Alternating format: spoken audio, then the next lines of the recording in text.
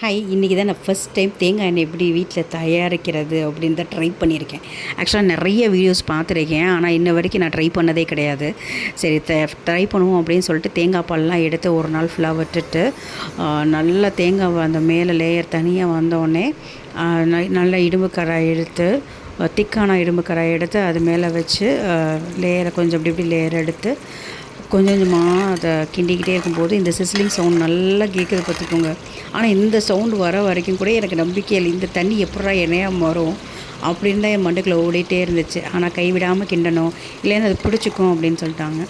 So அதனால் ஃபுல்லாக கிண்டிகிட்டே இருந்தேன் பார்த்துக்கோங்க. இது ப்ராசஸ் எப்படி ஒரு ½ தான், ½ தான் முடிஞ்சிடும் பார்த்துக்கோங்க. ஸோ தேங்காய் எண்ணெய் எனக்கு கொஞ்சம் அப்படியே தனியாக வரலை. நான் இத்தனைக்கும் ஃப்ரிட்ஜுக்குள்ளே வச்சுருந்தேன், அந்த மேலே அப்படி தனியாக வரலை. அதனால் எனக்கு கொஞ்சம் டைம் எடுத்துருச்சு. கடைசியில் ஃபுல்லாக ஃப்ரை ஆகி அந்த தேங்காய் ஃபுல்லாக இப்படி வரணும்.